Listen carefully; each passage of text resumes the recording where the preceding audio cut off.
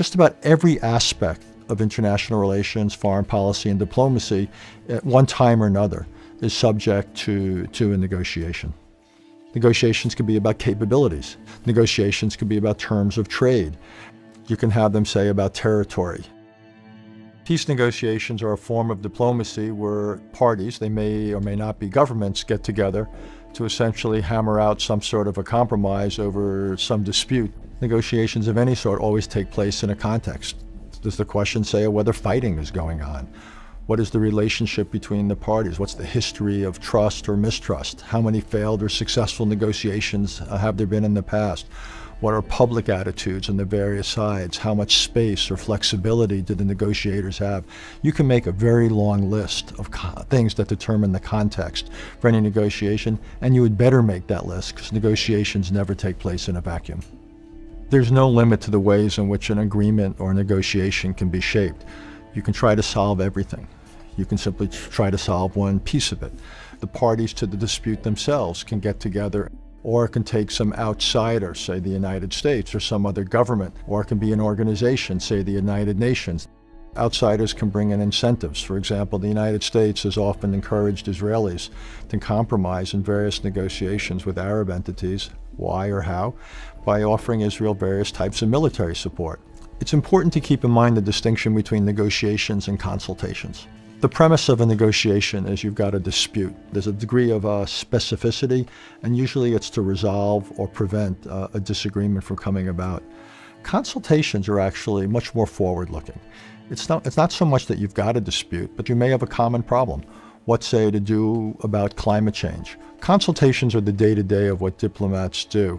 And sometimes they succeed simply by each side walking away with a better idea of what the other side is thinking, what the other side values, so you're able to anticipate how they may act in this or that situation.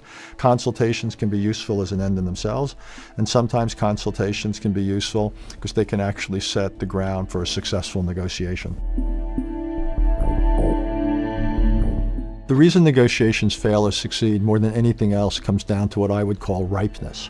What that is a measure of whether the various leaders of the sides have the willingness to compromise and agree, and whether they have the ability. It's not enough for one or another side to want an agreement.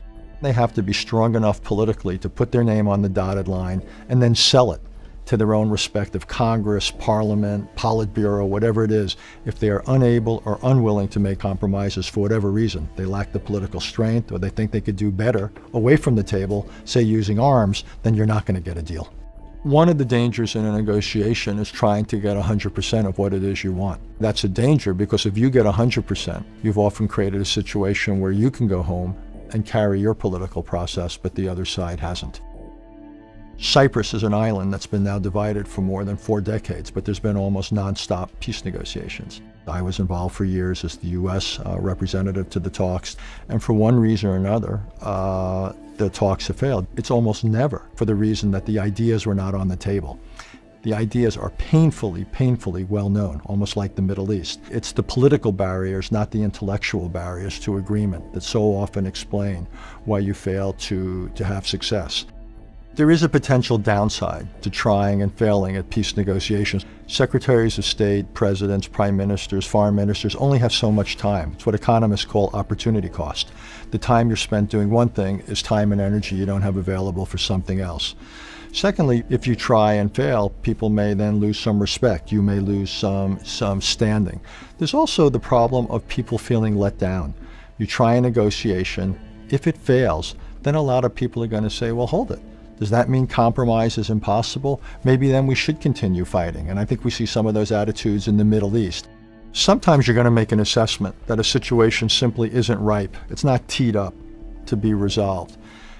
But then the answer isn't necessarily do nothing. The United States and the Soviet Union had all sorts of arrangements not to solve crises, but to manage them. Sometimes in foreign policy and diplomacy, your goal isn't to solve something, but rather it's to take an imperfect situation and to keep it from getting much worse.